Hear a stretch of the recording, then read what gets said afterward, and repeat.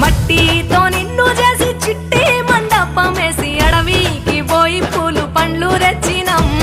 పూల మాలేసి పులిహోర నైవేద్యం పెట్టి మొక్కి నీ ముందు గుంజిల్లు తీసినం.